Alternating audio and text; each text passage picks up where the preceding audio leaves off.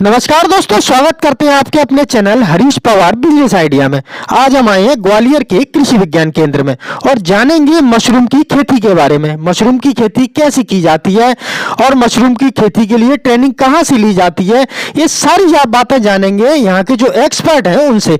तो चलिए दोस्तों, वीडियो की शुरुआत करते हैं और बात करते हैं उनसे। हाँ मैडम, अपना नाम? मेरा नाम अरविंदर कौर है। आप कृषि विज्ञान केंद्र के अंदर किस पद पर हैं?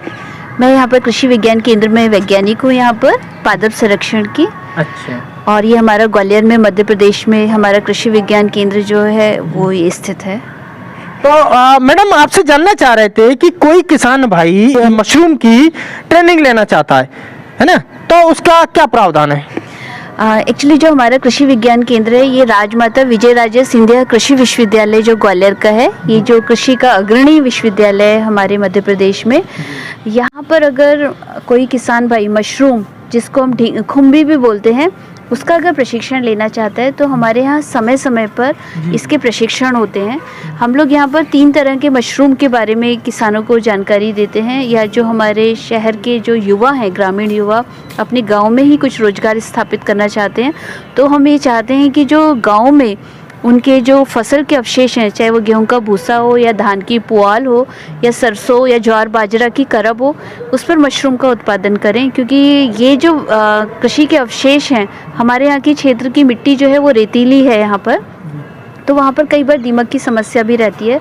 तो वहाँ पर अगर हम इन फसल अवशेष का उपयोग, जो बाजरा और ज्वार की करब है, अगर हम इसका प्रयोग अगर मशरूम उत्पादन में करें तो उनके लिए लाभदायक होगा। एक तो उनको रोजगार मिलेगा मशरूम के उत्पादन से, इनका समुचित उपयोग भी होगा, और जैसा कि हम जानते हैं कि मशरूम जो है वो प्रोटीन का एक अच्छा स्रोत है, तो इसका भी उनको लाभ मिलेगा। और उनमें जो कुपोषण की समस्या है, या जो उनको अच्छा भोजन अगर उन्हें चाहिए, पौष्टिक भोजन चाहिए, हेल्दी जो डाइट है, अगर वो इसको समावेश करते हैं अपने भोजन में, तो वो भी उनको मिलेगा। तो इसका प्रशिक्षण यहाँ पर समय समय पर हमारे कृषि विज्ञान केंद्र में मिलता है।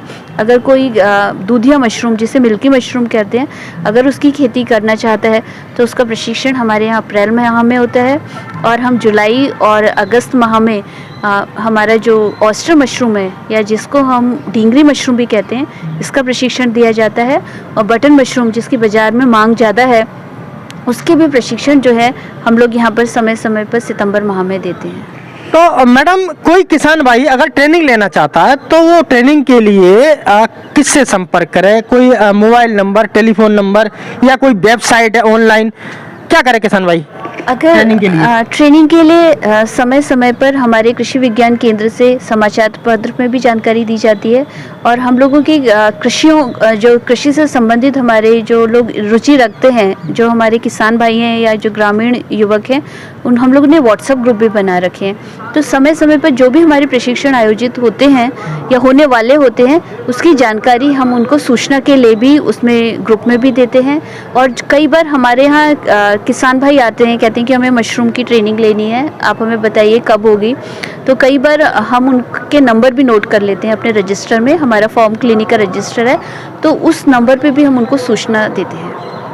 तो चलिए दोस्तों, देख लेते हैं मशरूम की खेती किस तरह की जाती है, अंदर जाके देखते हैं। आइए मैडम।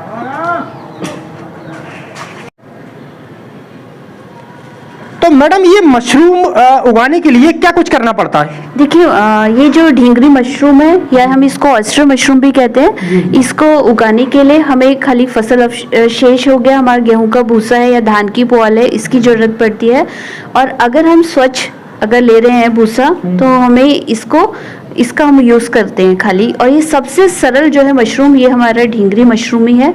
और अगर हमें लगता है कि हमारे भूसे में कोई कंटामिनेशन है, या इसमें कुछ कीड़े या चींटी मकोड़े होते हैं, उनसे इसको निमुक्त करने के लिए हम लोग क्या करते हैं, कुछ रसायनों का प्रयोग करते हैं। और अगर हमारे पास कुछ केमिकल्स नहीं है, उसकी जगह हम इसे गर्म पानी से भी उपचारित करते हैं, ताकि जो हमारा भूसा है उसमें जो भी अगर कीटाणु हैं, रोगाणु हैं, वो नष्ट हो जाएं। क्योंकि हमें इस भूसे में खाली मशरूम का जो है वो माइसिलियम रन करना है। आपको पता है कि मशरूम एक तरीके का कवक है, एक फफूंद है। तो क्योंकि हम इसके जो फसल अवशेष हैं, जो हमारा गेहूं का भूसा है, हम चाहते हैं कि खाली हमारा कवक का जो है वही ग्रो करे, दूसरा और भी कोई जीव ना हो। तो उसके लिए उसका निर्जीवीकरण करना जरूरी होता है। तो हम उसे या तो गर्म पानी के द्वारा उपचारित करते हैं, या फिर हम आजकल बाजार में कई रसायन आते हैं जो उनका भी हम क्या कर सकते हैं, प्रयोग कर सकते हैं। तो मैडम, ये जो पॉलीथीन है इसके अंदर मशरूम का बीज डाला गया है कि क्या डाला गया है, कैसे तैयार हुआ मशरूम? देखिए, प्रकृति में जो भी जीव हैं उनकी उत्पत्ति उन्हीं के माध्यम से होती है। तो मशरूम को उगाने के लिए जैसे हम फसलों का बीज का प्रयोग करते हैं, ऐसे ही इसका भी बीज होता है, माइसीलियम होता है, कवक तंतु होता है एक तरीके से। उसको भूसे में मिलाना आसान नहीं होता, तो हम उसे क्या करते हैं, गेहूं के दाने में जो हमने उबाले होते हैं उसके ऊपर उसको क्या करते हैं, ग्रो करते हैं, उगाते हैं। और एक जैसे आपका रुई का जो धागे होते हैं ना, रेशे जैसे होते हैं, उन्हीं के रेशे की तरह इसके भी रेशे होते हैं। ये पूरे के पूरे जो गेहूं का दाना है उसकी सतह के ऊपर ये क्या हो जाते हैं, पूरे फैल जाते हैं। फिर उसको हम क्या करते हैं, ये जो गेहूं का भूसा है, ये जो हमारा उपचारित है, उसमें हम या तो लेयर में सतह में उसको डालेंगे बीज को, या फिर हम मिक्स कर देते हैं भूसे में, और फिर उसको क्या करते हैं, इन बैग्स में, पॉलीथीन में, प्लास्टिक की पॉलीथीन में हम उसको भरते हैं। तो जैसे कोई किसान भाई आपके यहाँ ट्रेनिंग करता है ना, तो उसे आपके यहाँ से योजना में और क्या लाभ मिलता है? हमारे यहाँ देखिए प्रशिक्षण तो मिलता है निशुल्क, इसके साथ ही साथ हम उनको कई आदान सामग्री भी देते हैं। जैसे मशरूम का बीज हम उनको देते हैं, हम उनको पॉलीथीन देते हैं, अगर वो रसायन द्वारा उपचार करना चाहते हैं तो वो देते हैं। और आपने देखा होगा कि मशरूम के उत्पादन में हमें नमी ज़्यादा चाहिए होती है, इसके लिए हमें नमी लगभग 80% या उससे ज़्यादा चाहिए होती है। तो पानी का भी जब जैसे अभी तो मौसम ठंड का है तो इस वक्त इतना ज़्यादा ज़रूरत नहीं होती नमी की, लेकिन जैसे गर्मी का मौसम है या अचानक वातावरण में परिवर्तन हुआ, जैसे आज तो बारिश हुई है, लेकिन अगर मौसम गर्म है तो हमें क्या नमी को बरकरार करने के लिए पानी का छिड़काव करना पड़ता है। तो उसके लिए समय समय पर जो स्प्रेयर है, पानी का छिड़काव करने वाला यंत्र है, वो भी हमारे संस्था के द्वारा दिया जाता है इनको। और इसके साथ ही साथ समय समय पर हम उनके क्षेत्र पर भ्रमण भी करते हैं, और अगर कोई समस्या होती है तो उसका निदान भी करते हैं। तो इसके लिए कोई उम्र निर्धारित है या महिला पुरुष में कोई अनुदान में अंतर है? इसके लिए हम कोशिश करते हैं कि जिनकी उम्र 18 से 35 वर्ष है, ये भारत सरकार का ही है जिसमें ये दिया गया है। लेकिन कई बार हमने देखा है कि महिलाएं जो हैं वो इसमें क्योंकि वो आप जानते हैं कि वो अपने परिवार में व्यस्त होती हैं, तो कई बार 35 साल के अधिक उम्र की महिला होती है, वो चाहती है कि उसको कुछ ऐसा मिले, क्योंकि घर बैठे स्वरोजगार हो सकता है, कुछ ऐसा मिले। तो हम वहाँ पर थोड़ा सा उनका उम्र में थोड़ा सा ले सकते हैं वहाँ पे। अच्छा, इसमें कोई जाति का बंधन तो नहीं है मैडम? नहीं, हमारे देश में ऐसा कोई प्रावधान नहीं है, और यहाँ पर भी ऐसा नहीं है। सब लोग जैसे अधिकतर योजनाओं के अंदर सब्सिडी जो दी जाती है जाति को देख के दी जाती है, तो आपके यहाँ जो फ्री दिया जा रहा है या ट्रेनिंग दी जा रही है, तो ये इसको जाति को देख के तो नहीं दिया जा रहा? नहीं, ऐसा बिल्कुल भी नहीं है। हमारे यहाँ जितने भी हमारी संस्था में ये जो प्रशिक्षण कार्यक्रम चलते हैं, इसमें सब वर्गों को जो है वो समान अधिकार दिया जाता है। हम इस तरीके से रखते हैं कि सभी लोग जो भी इच्छा रखते हैं, जो इसमें रुचि रखते हैं, सभी लोग लाभान्वित हों।